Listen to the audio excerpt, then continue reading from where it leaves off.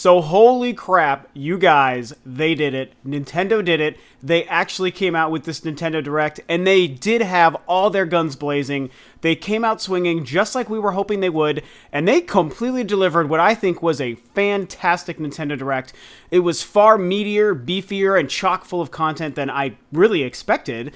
I was kind of worried it was going to be one of those letdown Nintendo Directs where it kind of felt more reminiscent of the E3 presentation, where it didn't have a lot of substance, there wasn't a lot of surprises, not a lot of content that we cared about, things that we knew to expect. And I don't know, it almost exceeded my wildest expectations, with the exception of having a couple really fantastic surprises. There were some surprises, but there wasn't like, I don't know, there weren't a whole lot of like, oh my god moments, kind of, but not really. And, if there were a couple of more of those that were more substantial, it really would have been the absolute best thing ever. That being said, considering that they focused primarily on a lot of stuff that we knew about to expect, not to mention a couple of games that are actually already released, they still managed to have one of the strongest Nintendo Directs I think that they've ever had. So, man, I am just so happy to have seen this fantastic presentation from them. I'm going to go over a couple of quick points. I thought about doing, when I saw this happen at work today, I was like, wow, I'm going to go home and I'm going to just talk about every single point, everything that they showed from this to this to this, in the order that the presentation happened. And I realized that there was just too much to talk about. Honestly, this presentation was like 45 minutes and change. I was expecting 25 minutes to half an hour at best, which is, I think, what the average Nintendo Direct has been, at least when Iwata was still around. And, they did what I basically predicted 2 days ago. Hopefully a lot of you guys saw that video, where they kind of treated this like their chance to stake their claim, to come back strong, their first Nintendo Direct since before E3, their first Nintendo Direct since Iwata's passing. A lot of controversy the last couple of months, what's happening with Devil's Third, the DNA partnership, the announcement of Miitomo, where everyone lost their freaking minds, and all of this seemingly bad press, the delay of Star Fox. And I felt like they knew that they had to come out the first time that they addressed the gamer since the passing of Iwata and since E3, which is very different than addressing their investors, by the way. People forget this. The first time they addressed us, I was like, I hope that they come out knowing that they have to be speaking directly to us, giving us the right kind of message and showing their strongest side. And personally, I think that they did that.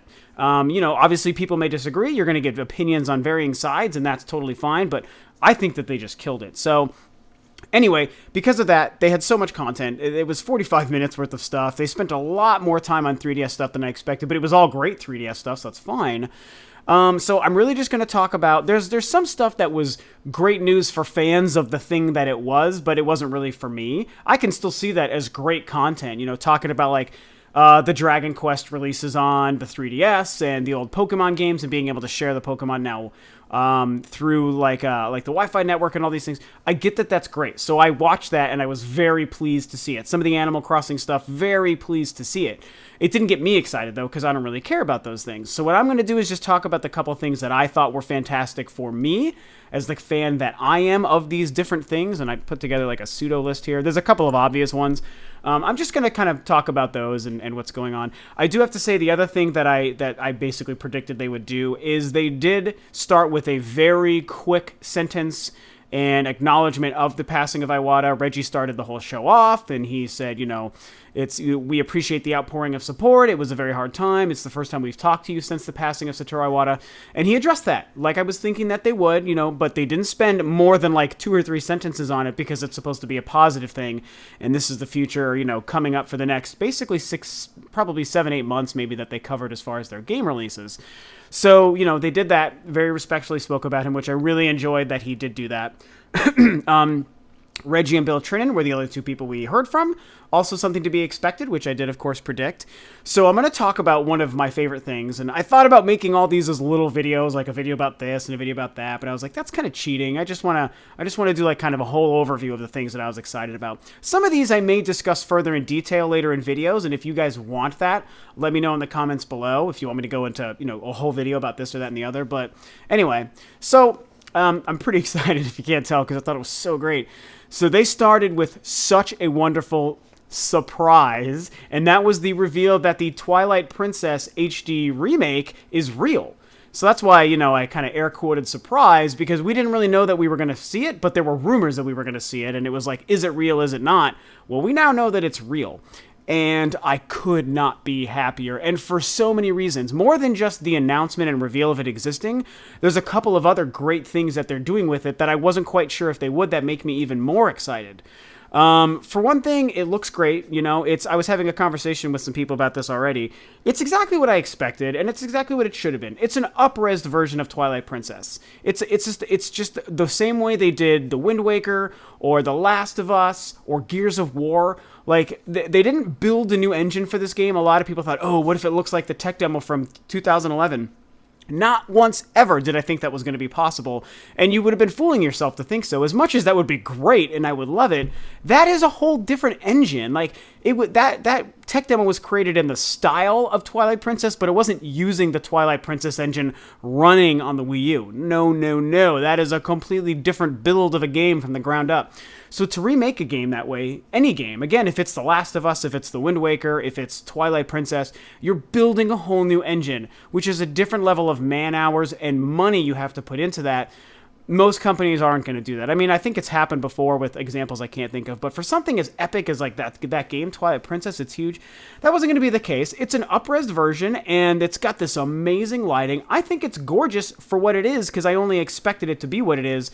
It looks fantastic. It's nice to see this game running in HD, running on the Wii U. I think that the textures are probably bumped up as well, too. It looked really great for what it was. So it's nice to see that. What's also cool is... I guess probably I'm going to say my favorite thing about it is that it's a retail release. Yes, thank God, Nintendo. I love that it's a retail release, just like the Wind Waker HD bundle was, or HD remake was, and that's great for a couple of reasons. The number one thing it says to me, besides the fact that I can own a hard copy of it, is that it's a very substantial remake. This isn't just up-resed and then slapped on the eShop to just download. They could have just done that for probably $20 or $30, and it would have been like, okay, well, that's neat.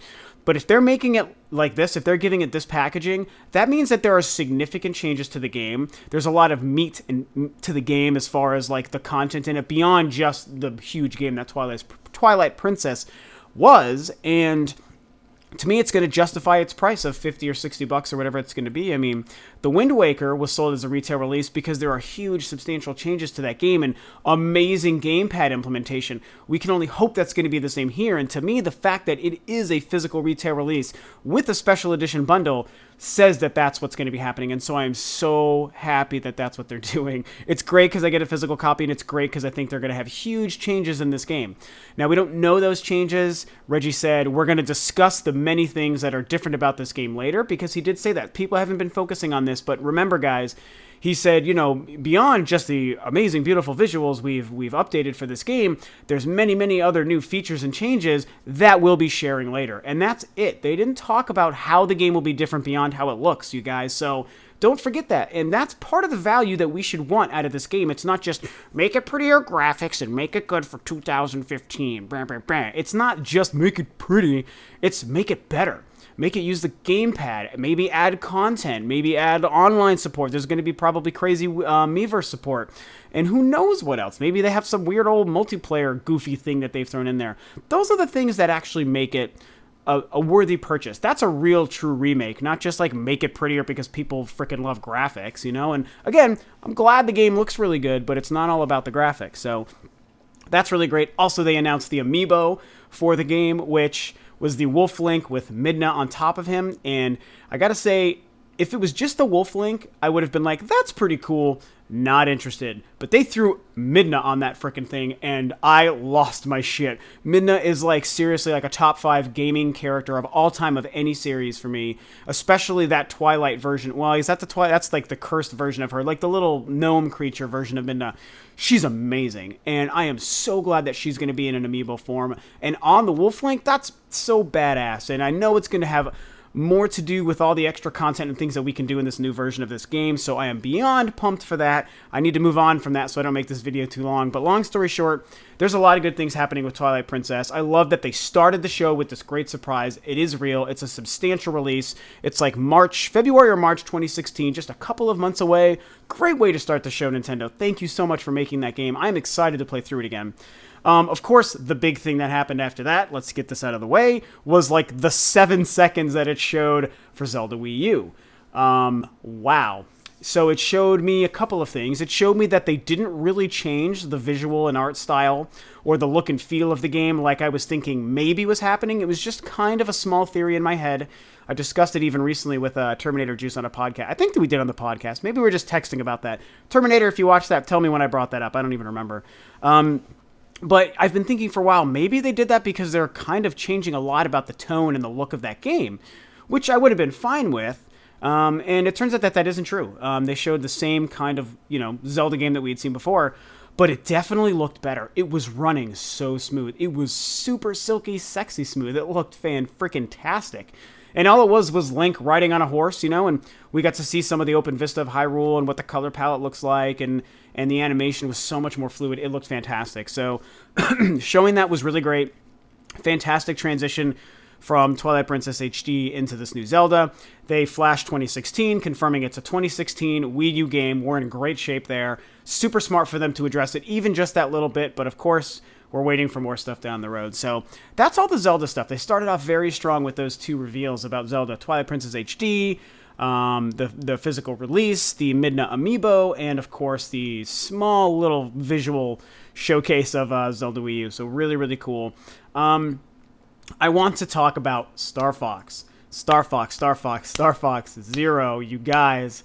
You know how excited I was for this game already. Even with the controversial, unfinished sort of look that we'd seen from the game since it was shown at E3, I still was like, I don't care. I know it's going to be great. It's going to be Star Fox. I believe in Miyamoto. I believe in Platinum Games. I believe in Star Fox. But they delayed the game. We didn't know what was going to be happening with it. And they finally reshowed it today, which I also knew that they were probably going to do. And wow, it looked significantly different. I mean, tell me if you guys think I'm crazy. It looked way better than I could have expected. I mean, both visually, as far as the presentation. It opened with that great trailer, by the way. Nintendo really stepped up their presentation game with this Direct, by the way. I'm glad I remembered to talk about this. More so than just having great content, their presentation was very strong, and it felt different without Miyamoto, without Iwata, I think, behind it. No disrespect to the man, because he was amazing, but it felt different. And I think that the way that trailer, for example, Star Fox trailer is a good example. The way it was cut together, the way it was edited, showcased, the way it began that short little Star Fox presentation, it felt more modern than a lot of Nintendo's presentations of some of their biggest games. It felt like a game like coming from like Square or Epic Games or Activision or something. I don't know. I don't mean it in a bad way. Oh my God, people are going to lose their minds because I compared Nintendo to Activision, and that's not what I'm doing. I'm just trying to say it felt more modern.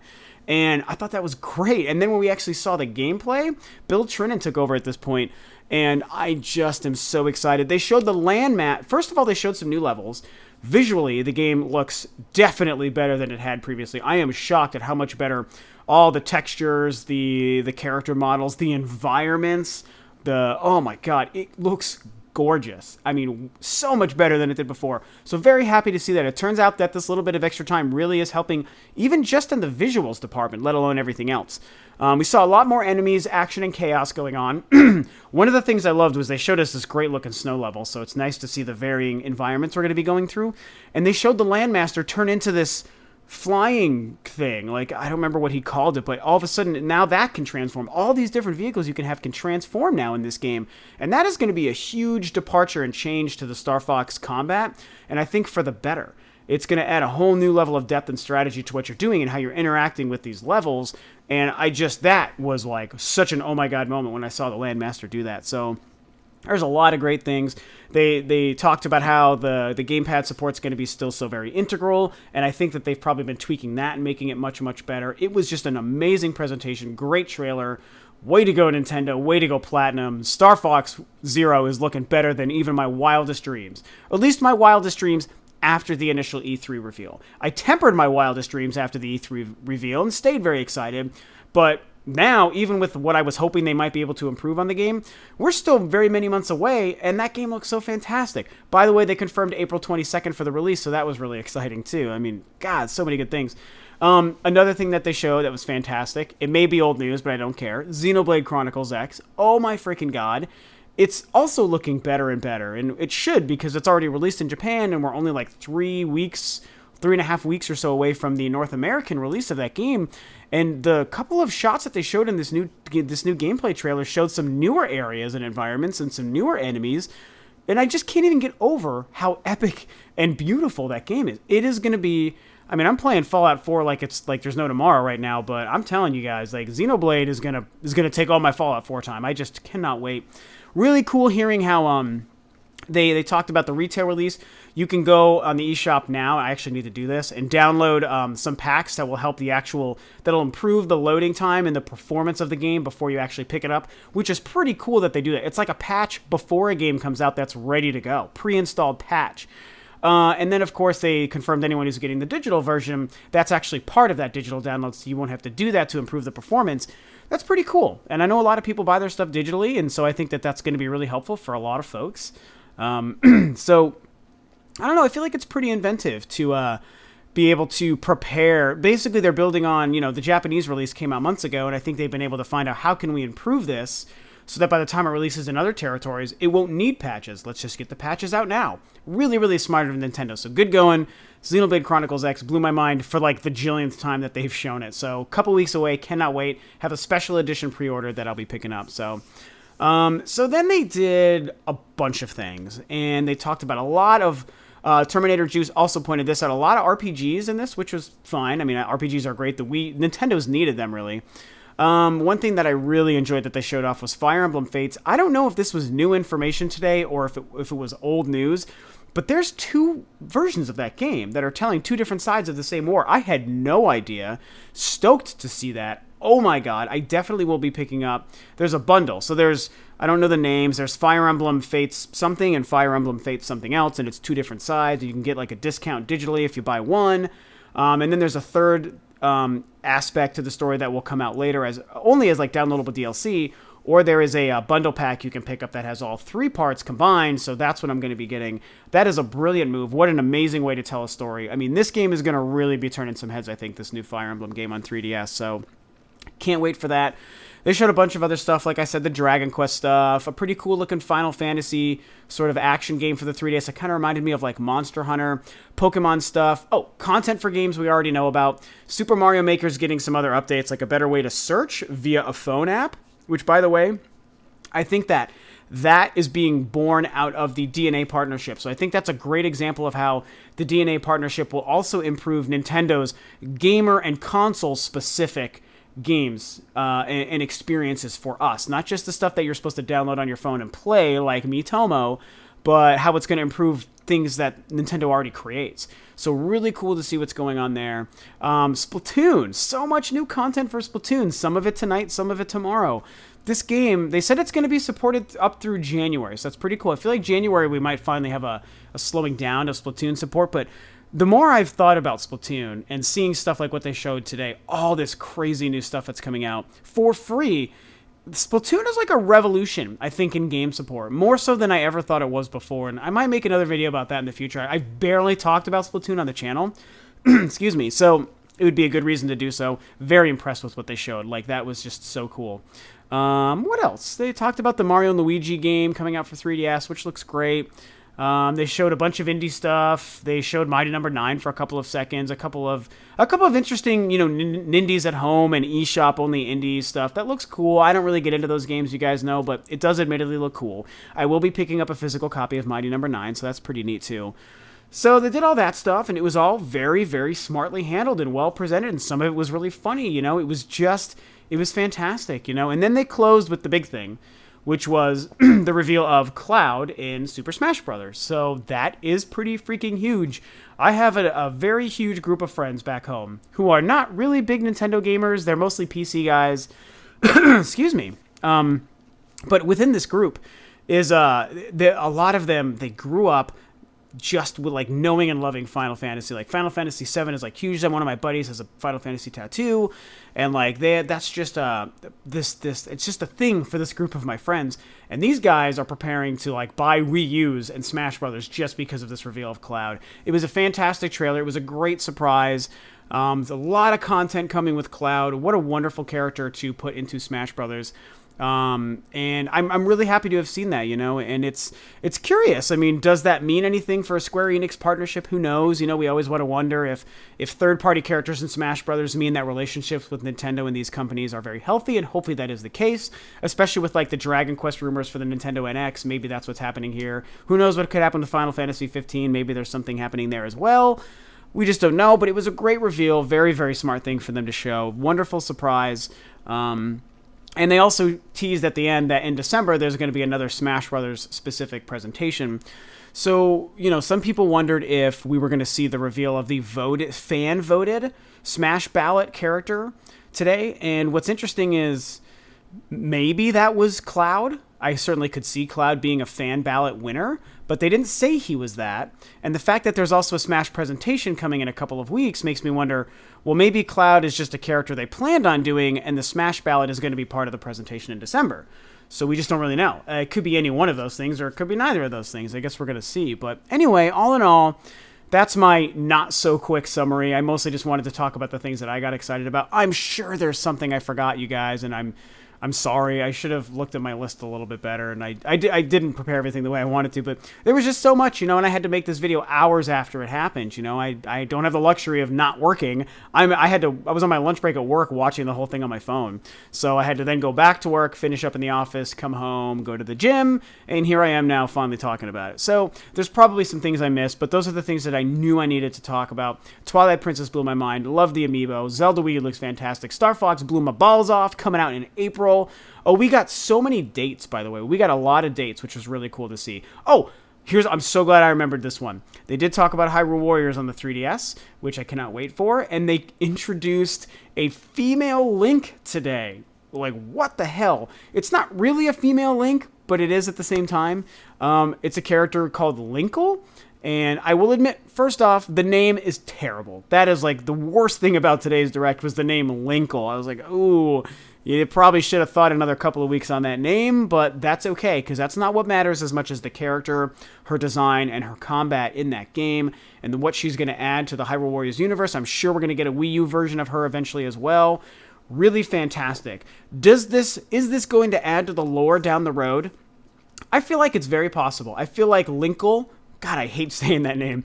I feel like Linkle won't be relegated to just this one Hyrule Warriors game. Maybe a Hyrule Warriors sequel first. She would show up again, maybe as like a more of a main protagonist. But eventually, we might see her have more to do with the Zelda universe down the road. I would not be surprised, and honestly, I think it would be a good idea. As long as it never takes away from the Link that we know and love and have always had, I think it's absolutely time to have a character like this be something meaningful in the Zelda universe. So I really hope that that's what happens. So that was another huge thing. People were kind of talking about Linkle this and Linkle that. So again, other than the name being god-awful, that was a great surprise and a great reveal. So very excited for Hyrule Warriors in the 3DS. So that's it, guys. Like I said, this was a really excellent presentation. I'm just going to reinforce the point that I made, that I really enjoy seeing a stronger, more modern, and kind of abrasive approach. I feel like they really wanted to be strong today. I felt confidence from Nintendo today. They felt very much like they had complete conviction in everything they were talking about. They didn't show Metroid Federation Force, which was curious. I kind of expected. I actually kind of want to see more in that game, just so I can feel better about it and like know that I want to support it and just be over everyone's issues with it. But everything they showed, just the demeanor from Reggie and Bill, and all the content that they showed, way more than we could have asked for. And they just felt like they were like, we're here to kick your ass with good stuff. And I think they did it, They showed a bunch of stuff for the next 6 or 7 months, which is what I had hoped they would do. They didn't talk about the NX. They didn't talk about Christmas next year. They didn't talk about the future of Nintendo. They talked about the couple of games still this year. Even Devil's Third came up right on Nintendo. They talked about a couple more games for this year. And they talked about the first, I don't know, probably 5 or 6 months of 2016. that's all they had to do. I feel like we'll get another Nintendo Direct after the new year, hearing about major things. That's when we'll start getting game announcements and big surprises, gearing up for probably a very strong E3. I don't want to get my hopes up, but I really feel like we're going to have that next year.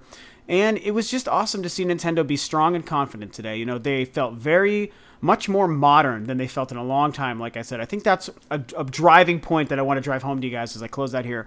I felt a more modern approach to Nintendo's presentation today, and I hope that that's a good sign for their marketing and business models, business models going forward. And I think it's going to be. So that's it, man. That's what happened today from this crazy Nintendo Direct. I know this was a long video. Thank you guys for always sticking through these.